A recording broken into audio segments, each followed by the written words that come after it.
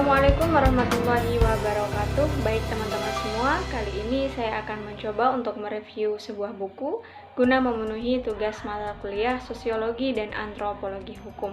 Namun sebelumnya izinkan saya memperkenalkan diri. Nama saya Nurul Ainun dengan NIM 200202131 semester 4 Hukum Keluarga Islam. Di sini yang pertama ada identitas buku.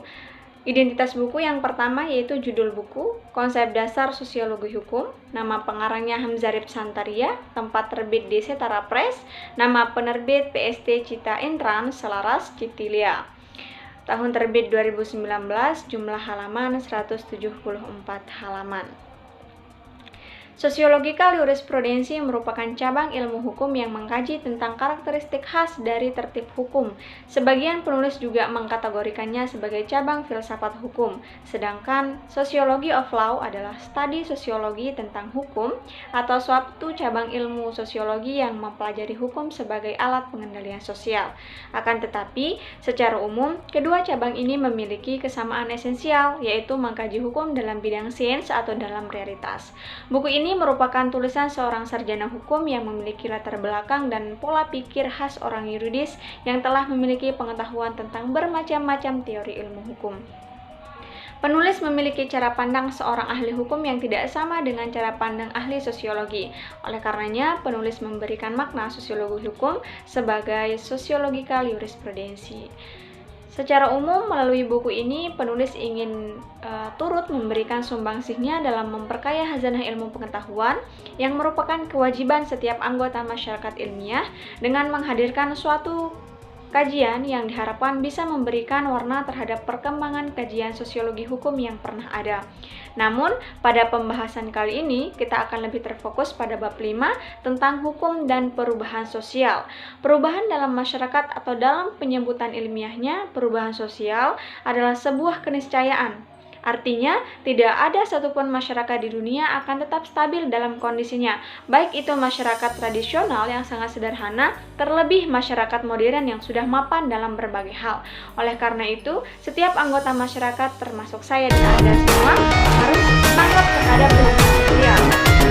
Kemudian dalam kaitannya terhadap hukum, Ahmad Ali dari Universitas Hasanuddin mengemukakan dua aspek penting. Yang pertama, sejauh mana perubahan masyarakat harus mendapatkan penyesuaian oleh hukum. Dengan kata lain, hukum yang menyesuaikan diri dengan perubahan masyarakat ini merupakan sifat pasif dari hukum. Yang kedua, sejauh mana hukum berperan untuk menggerakkan masyarakat menuju sebuah perubahan yang terencana. Di sini, hukum berperan aktif dan sering disebut sebagai fungsi hukum sebagai a lot of social engineering. Penjelasan tentang perubahan sosial bila ditelusuri lebih jauh sebenarnya dapat ditemukan pada teori Darwinisme sosial yang dikembangkan oleh Herbert Spencer, prinsip-prinsip evolusi biologis Charles Darwin.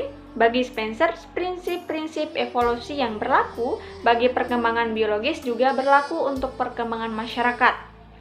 Baginya, perkembangan organisme-organisme alam yang pada akhirnya memunculkan berbagai jenis makhluk yang beraneka dan bentuk juga terjadi pada organisme-organisme masyarakat yang terus berkembang sampai pada kehidupan masyarakat yang heterogen dan diferensial. Beberapa teori lain yang berkaitan dengan perubahan sosial dikemukakan oleh Bruce J. Quinn. Beliau mengatakan bahwa terdapat 4 teori yang berhubungan dengan perubahan sosial, yaitu yang pertama ada teori evolusioner, yang kedua teori siklus atau silikas teoris, yang ketiga teori keseimbangan, dan yang keempat ada teori konflik. Adapun faktor-faktor perubahan sosial secara umum dapat dipicu oleh faktor-faktor seperti kebudayaan, penduduk, pendidikan, dan lain sebagainya. Faktor tersebut secara lengkap dikemukakan oleh Surjono Sukanto, yaitu terjadinya kontrak atau sentuhan dengan kebudayaan lain, sistem pendidikan formal yang maju, sikap menghargai hasil karya orang, dan keinginan untuk maju, toleransi terhadap perubahan-perubahan yang menyimpang, sistem terbuka dalam lapisan masyarakat, penduduk yang heterogen, ketidakpuasan masyarakat terhadap bidang-bidang tertentu, orientasi ke masa depan, dan nilai bahwa manusia harus berusaha untuk perbaikan hidup. Hubungan hukum dan perubahan sosial adalah sebuah ungkapan yang menggambarkan betapa perubahan sosial memiliki pengaruh yang sangat besar terhadap hukum. Oleh karenanya, hukum yang merupakan salah satu elemen terpenting dalam masyarakat harus mampu menyesuaikan diri terhadap perubahan tersebut. Ketika hukum tidak mampu menyesuaikan diri dengan perubahan dalam masyarakat, maka akan timbul kesenjangan antara peristiwa-peristiwa hukum ataupun hubungan-hubungan hukum yang berlaku dalam masyarakat tersebut. Pada tahap tertentu, kesenjangan tersebut masih dianggap normal. Namun apabila kesenjangan itu sudah mencapai tahap di mana anggota masyarakat sudah tidak lagi merasakan kewajiban-kewajiban sebagaimana diatur oleh hukum dan menolak untuk menjalankan kewajiban, maka perubahan terhadap hukum itu sendiri mutlak dilakukan. Salah satu teknik hukum dalam rangka penyesuaian diri terhadap perubahan sosial adalah melalui penemuan hukum oleh hakim. Di negara kita secara khusus diatur dalam Undang-Undang Dasar tentang pokok-pokok kekuasaan kehakiman, bahwa seorang hakim wajib menggali nilai-nilai yang hidup dalam masyarakat. Artinya, bila mana hakim menggali atau mengalami kebuntuan dalam memutuskan suatu perkara dikarenakan aturan tersebut tidak ada atau belum jelas mengatur peristiwa tertentu, maka hakim boleh melakukan konstruksi hukum atau penafsiran hukum berdasarkan kenyataan yang ada dalam masyarakat. Perubahan dan penyesuaian hukum juga dapat dilakukan oleh badan-badan tertentu yang memiliki otoritas untuk hal tersebut, misalnya badan legislatif. Terdapat banyak peraturan-peraturan hukum yang merupakan hasil adaptasi terhadap perubahan sosial. Kejahatan di dunia maya beberapa dekade silam belum dikenal dan aturan hukumnya pun tidak ada.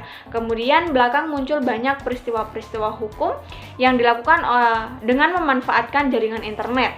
Oleh karena itu, dirasakan perlu adanya suatu aturan hukum yang secara khusus mengatur tentang kejahatan internet ataupun transaksi bisnis online tersebut. Sehingga di Indonesia kemudian muncullah Undang-Undang ITE. Hal-hal pokok selanjutnya adalah pembahasan tentang peranan hukum sebagai alat untuk mengubah masyarakat atau sarana rekayasa sosial.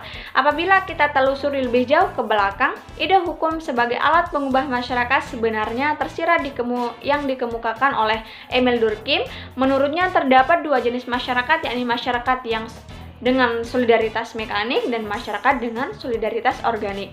Jenis masyarakat yang pertama mendasarkan sifat kebersamaan dari para anggotanya yang dipertahankan dengan sistem hukum yang represif. Sedangkan yang kedua mendasarkan pada individualisme atau individualitas serta kebebasan dari para anggotanya dan dipertahankan dengan sistem hukum restitutif. Perubahan yang terjadi tidak berkaitan dengan hukum, tetapi perubahan tersebut dapat berkaitan munculnya hukum baru, di mana hukum hanya sekedar mengukuhkan perubahan yang telah terjadi dalam masyarakat. Jadi, Pearson menilai bukan hukum yang menjadi faktor penggerak pemula perubahan dalam masyarakat, melainkan faktor teknologi dan ekonomi.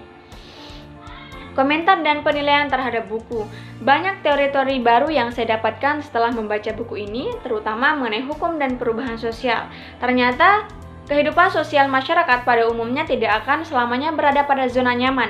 Artinya bahwa perubahan dalam masyarakat manapun adalah suatu yang tak terhindarkan dan mutlak terjadi. Mengenai faktor-faktor perubahan sosial yang termasuk di dalamnya adalah pendidikan, merupakan faktor yang bisa mengukur tingkat kemajuan sebuah masyarakat. Pendidikan telah membuktikan atau telah membuka pikiran dan membiasakan pola pikir ilmiah, rasional, dan objektif. Hal ini akan memberikan kemampuan manusia untuk menilai apakah kebudayaan masyarakat memenuhi perubahan zaman dan perlu untuk perubahan atau tidak. Selain itu juga menurut Surjono Sukanto menunjukkan bahwa perubahan sosial terjadi karena sebab-sebab yang datangnya dari masyarakat itu sendiri dan sebab-sebab yang datang dari luar masyarakat. Pertanyaannya kemudian, bagaimana perubahan hukum itu dilakukan, khususnya peraturan yang sifatnya tertulis? Jadi pada dasarnya setiap peraturan perundang-undangan telah dilengkapi dengan teknik tertentu dalam rangka mengantisipasi bila mana perubahan hukum atau peraturan perundang-undangan diperlukan. Buku ini juga memaparkan banyak teori-teori beserta contohnya yang dikemukakan oleh para ahli sosiologi hukum. Juga dapat digunakan sebagai referensi atau pegangan bagi mahasiswa Fakultas Hukum di berbagai jenjang baik S1, S2 maupun S3 serta akademisi atau dosen yang sedang terlibat dalam mata kuliah sosiologi hukum. Di samping itu, buku ini juga berguna bagi para praktisi hukum serta masyarakat luas yang ingin memahami hukum dalam perspektif sosial. Mungkin hanya itu pembahasan kita pada hari ini. Kita akan bertemu di pembahasan berikutnya. Terima kasih. Assalamualaikum warahmatullahi wabarakatuh.